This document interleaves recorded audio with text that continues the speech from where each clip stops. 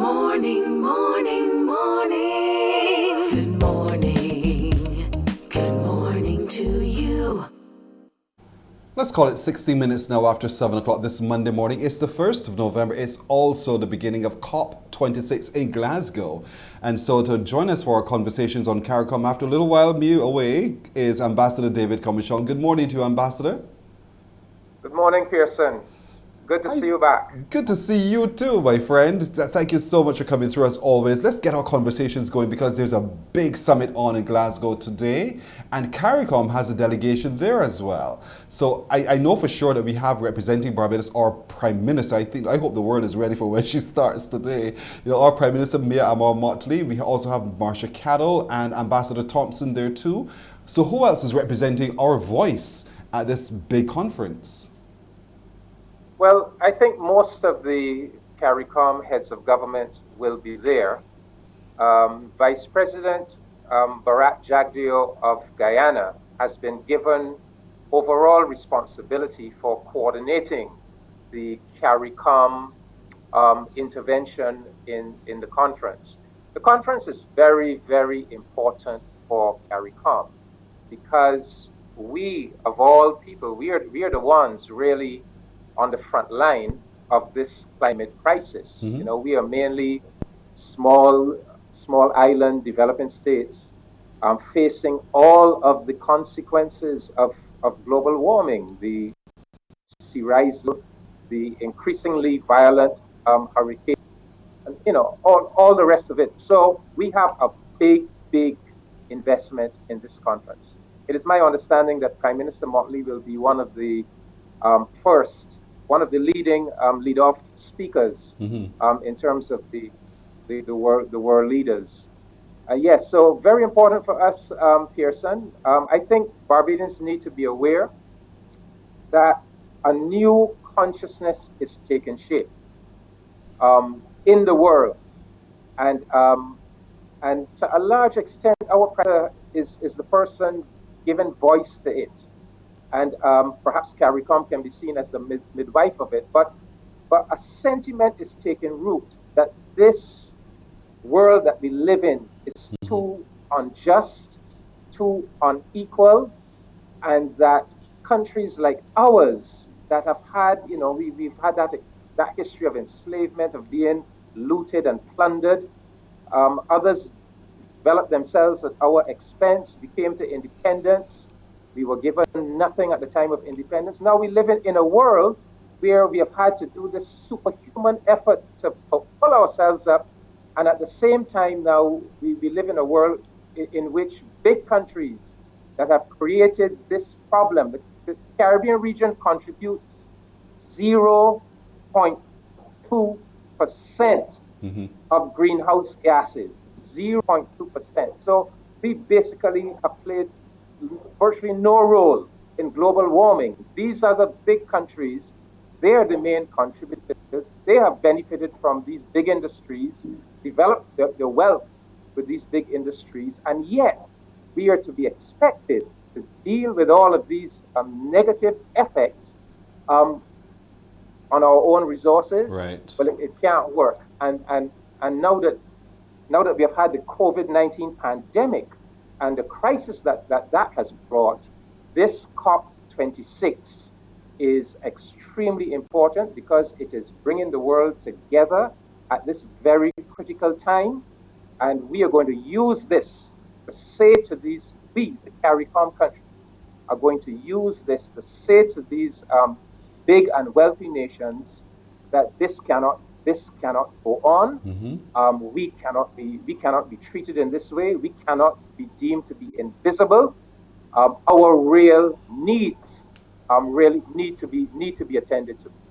So what are we asking for here? Are we asking? We're talking about reducing the amount of emissions into the atmosphere because we want to lower the temperatures. They're rising at a speed that we don't want.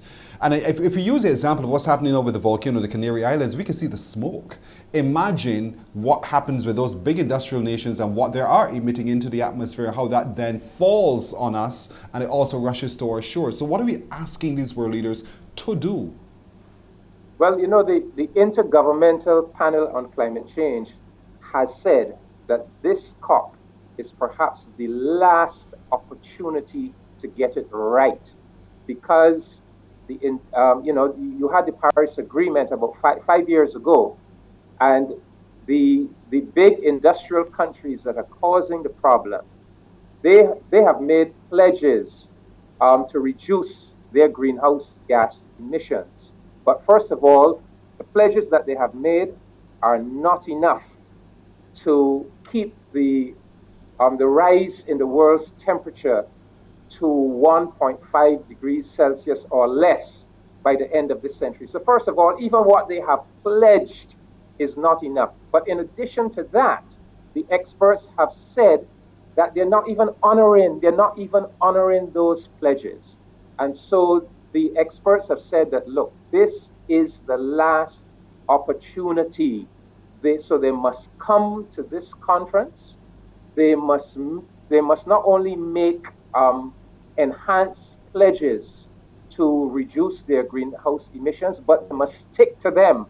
And that if that does not happen, we're gonna miss the boat. It's not going to be possible. Right now, the climate increase is at the level of 1.2%.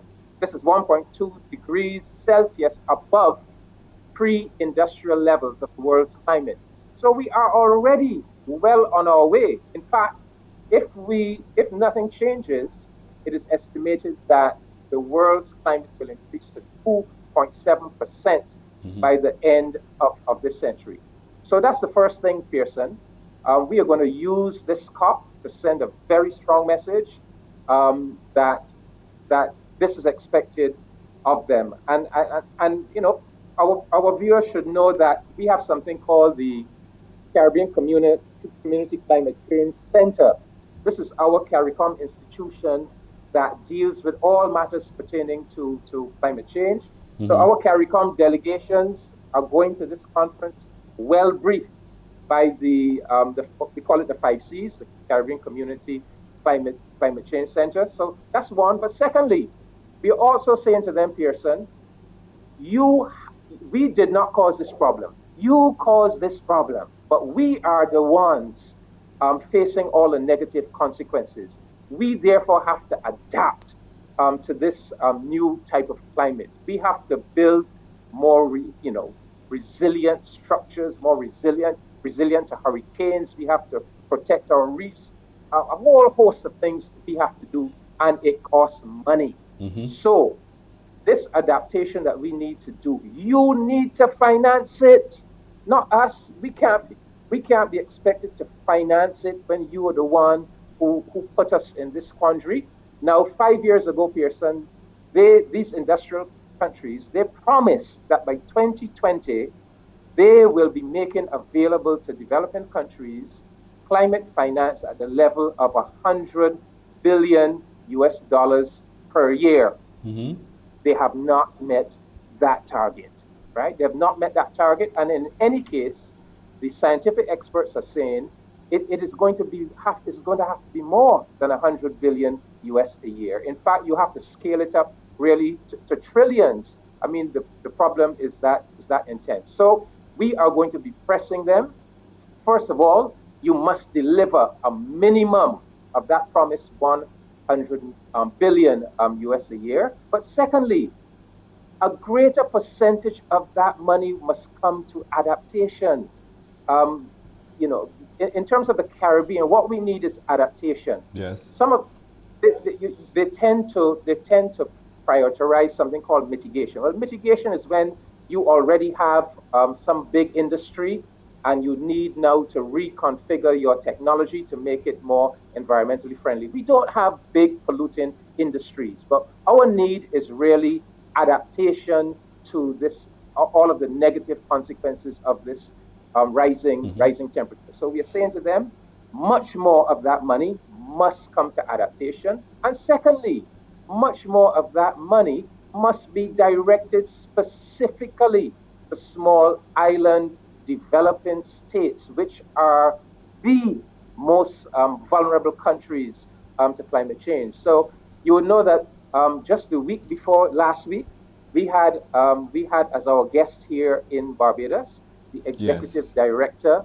of the Green Climate Fund, and this is one of the institutions set up by this UN Framework Convention on Climate Change to provide finance. And the message that we delivered to him, and kudos to him. I mean, he could have been anywhere in the world in the week before COP. He chose to come to the Caribbean, which signaled, a new thinking about our needs. But the message that we had for him was one, the Green Climate Fund, the procedures for us accessing these funds need to be simplified. More of this money needs to come to SIDS and for adaptation. And thirdly, this institution is headquartered in South Korea. We need you to set up an office right here in the Caribbean so that we can have greater access to the institution. And basically, he agreed. He agreed with all of those points. So CARICOM is going to this conference with a very, very serious message for the world. I know because in following the news as well, he did say that it was good for him to come see it himself so that he get a sense of not just reading words on paper, but to see how we've been impacted by this. But there are the cynics who would say, all well and good. Look, they didn't keep their promise for 2020. What makes you so certain they'll keep their promise going forward? That's one. And secondly, we're seeing in the news as well the challenges that the United States House and Senate are having in passing President Biden's push for adaptation for climate change. And so there are lots of people who throw their hands in the air and say, well, is it a waste of time? What do you say to that? No. I think our people, we need to have this sense that something new is happening in this world. I could understand that cynicism even 3, 4, 5 years ago, Pearson, but something new there's a new consciousness taking hold in this world. We've seen it. We've seen it with the Black Lives Yes. Matter eruption. We have seen it with the new assertiveness, the new sense in our own community that we have been subjected to historic injustices and that this really cannot go on. And what is bringing it all to a head is that it is becoming clear that if this is an interconnected world. And if we do not create a more just and equal world community, it is going to have negative consequences for everybody. So if we do not come together to solve this issue of global warming, it is not only small island developing states that are going to suffer, but you too, you big United States and you big Europe, you are going to suffer as well. I mean, we will probably suffer first and initially and most, but the effects are coming home to you too. It's the same thing with the pandemic, with the vaccine. It is now beginning to dawn on some of these people. It makes no sense you hoarding the vaccine for yourself, inoculating your people, leaving the black and brown areas of the world unvaccinated, because all that is going to do is to ensure that new and more deadly variants emerge that are going to come back to haunt you, Europe, and you, North America, as well. So I think this new consciousness is taking shape, that there must be a reparative restructuring of this international economic and political order. We must have an ethical and just order, because the very future of mankind is at stake. And this COP is coming. This is the first COP since the COVID-19 pandemic. Yes. And we know how we have all suffered from this pandemic, the economic collapse that it brought, especially to the Caribbean. And we know that this is an opportunity. We know that the world has to build back from this pandemic. Well, we have to build back. So why don't we build back in a green and environmentally friendly and sustainable manner? Because if we do that, we will probably halt this global warming, and we will preserve the future of mankind on this planet. You know, life will go on this planet, but Yes. there's a question mark. Will life go on in the form of human beings? It could go on in the form of some other species. Will it go on in the form of human beings? And that matter is squarely in our hands. So But we have to be sensible and ethical about it. Bharat Jagdev is leading the CARICOM delegation. He has responsibility out of this subcommittee of CARICOM. What are some of the next steps following COP26 so that we can see real action therefore going forward? Well, this COP is going to be very important. Hopefully, it will settle. It will bring to the fore countries giving new nationally determined contributions. This is where they make the pledges as to the limitation, how they're going to cut down on the quantity that they're going to cut down on their greenhouse gas emissions. So that needs to happen at this conference. But also, this conference needs to also focus on completing what they call the rule book. You know, all of the rules and regulations and procedures to ensure accountability and transparency. So that has been lacking up to now. That has to be accomplished at this conference. And then the crucial issue for countries like the Caribbean countries, the adaptation funds, the climate. Right. First of all, the climate finance that has to be settled. What is going to be the minimum figure? We are saying obviously the minimum figure has to be that 100 billion US dollars per annum, but it really has to go beyond that. So they have to agree on the new figure, and then what then will be the modalities for ensuring that much more of this money comes for adaptation, and much more of this money comes to the region. comes to SIDS. So Yes. our Prime Minister is now talking about Professor Avinash Prasad has been given the responsibility to establish a green bank that will service not only Barbados but the rest of the Caribbean. Hopefully, the Green Climate Fund will bring that presence to the Caribbean. So we in places like Barbados and the rest of CARICOM, we are going to be moving on to a much more sustainable model of economic development, and we're going to need the funding coming in from these climate change sources. We need to fast forward with our to transfer to renewable energy sources. Yes. We need to do a lot more with our solar energy and photovoltaic. We need to do a lot more with food security. We are going to be reimagining the developmental philosophy and program for our countries, and it is going to be a model built on resilience, sustainability, and self-reliance. Right. And so that is going to have to be our thinking going forward. Going forward, and, right. And yeah, we can do a lot just for ourselves, but it is clear that we live in a very unequal and unjust world, and we do need resources coming in from that international community, resources that we are entitled to, because first of all, we were plundered for centuries without any compensation, and secondly, we are now grappling and having to expend resources because of problems that other people caused. Created. Yes.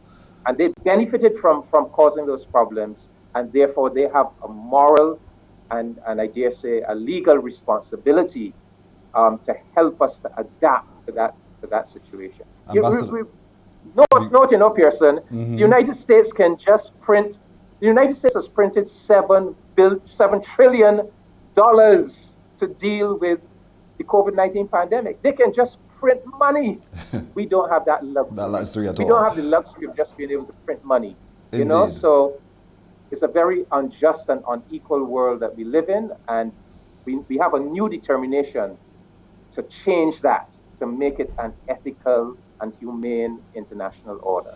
Well, we're going to keep watching. We'll keep listening as well. So, Ambassador Comissiong, thank you. We have to leave it right there. Of course, next week, should God spare life, we'll continue our conversations on CARICOM. Thank you. Thank you, Pearson. My pleasure. You're very welcome.